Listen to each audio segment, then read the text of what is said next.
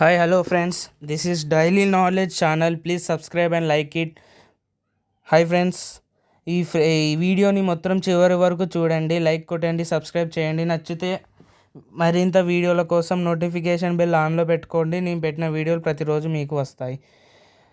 భారతదేశ చరిత్రలో ధైర్యంలో, తెలివితేటల్లో, నాయకత్వంలో మాట్లాడితే ఛత్రపతి శివాజీ మనకి గుర్తుకొస్తాడు.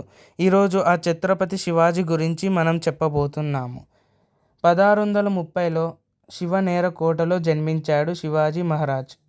చిన్న వయసులోనే స్వరాజ్యం అనే గొప్ప లక్ష్యాన్ని ఏర్పరచుకున్నాడు. పెద్ద పెద్ద సామ్రాజ్యాలను ఎదుర్కొంటూ తన తెలివైన యుద్ధ వ్యూహాలను అతను వాడి కోటలను, ఎన్నో రాజ్యాలను ఆయన గెలుచుకున్నాడు.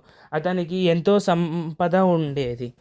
మరాఠీయులు అతని ఒక దేవుడిగా పూజించేవాడు. ఈరోజు శివాజీ మహారాజ్ జీవితంలో అత్యంత ప్రసిద్ధమైన సంఘటనలో ఒకటైన ప్రతాప్గఢ్ యుద్ధం మరియు అఫ్జల్ ఖాన్ సాధించిన అద్భుత విజయాన్ని తెలుసుకుందాం.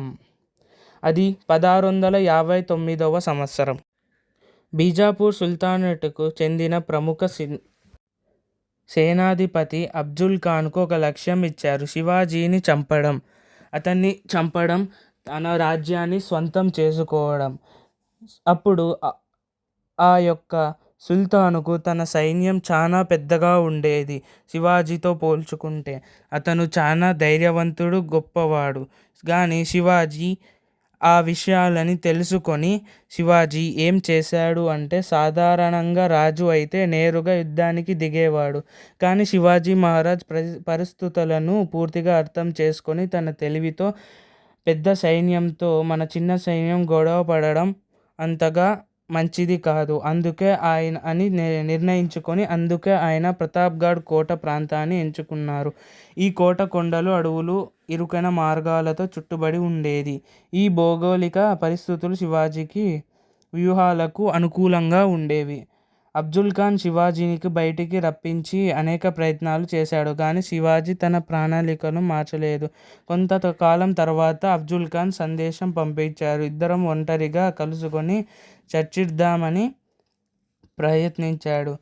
ఇది నిజం శాంతి చర్చ కాదని శివాజీ గ్రహించాడు. అయినా శివాజీ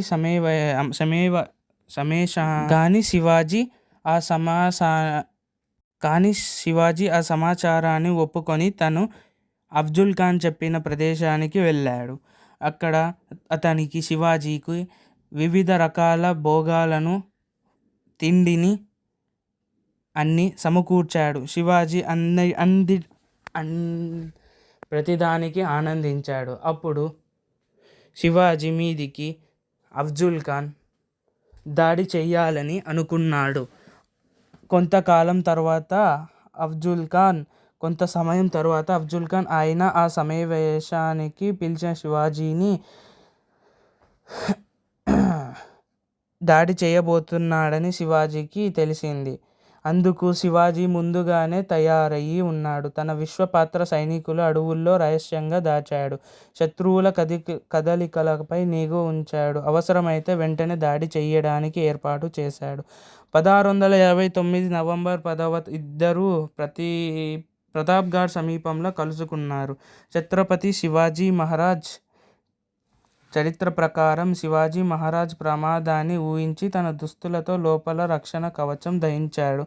సమావేశ సమయంలో అఫ్జల్ ఖాన్ అకస్మాత్తుగా దాడి చేయడానికి ప్రయత్నించాడు. అయితే శివాజీ ముందుగానే సిద్ధంగా ఉండడంతో ఆ ప్రయత్నాన్ని విఫలమైంది.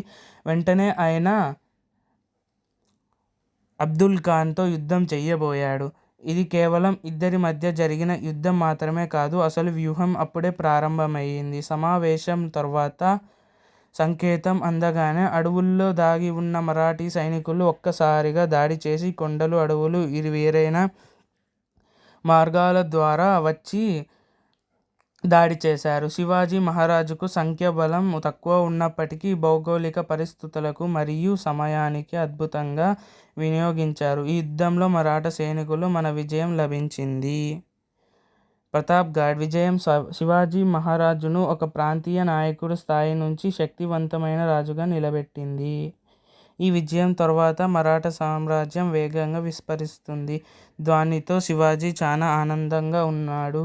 అయితే శివాజీ మహారాజ్ గొప్పతనం యుద్ధంలో మాత్రమే కాదు, ప్రత్యర్థులను గౌరవించే లక్ష్యం కూడా ఆయనలో ఉండేది. చారిత్రక వివరాల ప్రకారం అఫ్జల్ ఖాన్ మరణించిన తర్వాత కూడా అతనికి తగిన గౌరవం ఇవ్వాలని శివాజీ ఆదేశించినట్లు తెలుస్తుంది.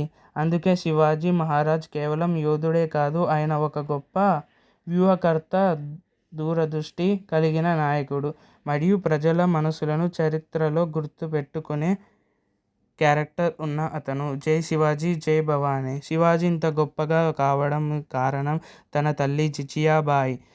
జిజియాబాయి చిన్నప్పటి నుంచి శివాజీకి మంచి విషయాలను, రామాయణం, భగవద్గీత, మహాభారతం వంటి గొప్ప గొప్ప విషయాలను చెప్పి అతనికి గొప్పగా తయారు చేసింది. అతను ప్రతి విద్యలలో, కత్తిసాము, కుస్తీలలో అన్నిట్లో గొప్పవాడు. చరిత్ర శివాజీ మహారాజ్ కేవలం ఒక రాజు మాత్రమే కాదు, అతన్ని ధైర్యానికి, న్యాయానికి, స్వభావానికి ప్రతీకలాగా చూస్తుంది. ప్రజల రక్షణ, మహిళల గౌరవం, అన్ని మతాల పట్ల గౌరవం వంటి విలువలను ఆయన తన పాలనలో పాటించాడు. శివాజీ మహారాజ్ మనకు ఒక గొప్ప సందేశాన్ని ఇచ్చాడు. పరిస్థితులు ఎంత కఠినంగా ఉన్నా ధైర్యం, సంకల్పం ఉంటే మనం దాన్ని ఎలాగైనా ఎదుర్కోవచ్చు. ఇలాగే తన తెలివితో అతను అఫ్జల్ ఖాన్ని ఓడించి తన రాజ్యాన్ని తను గెలుచుకున్నాడు. మనం కూడా శివాజీని చూసి అతని వలె మనం తెలివితో నడుచుకోవాలి. శివాజీ అందరికీ ఇన్స్పిరేషన్. మీకు ఈ వీడియో నచ్చితే లైక్ చేయండి, షేర్ చేయండి. వీడియో ఇంతవరకు ఫుల్గా చూసినందుకు అందరికి ధన్యవాదాలు. ప్రతిరోజు మీరు నా వీడియోలు చూసి నాకు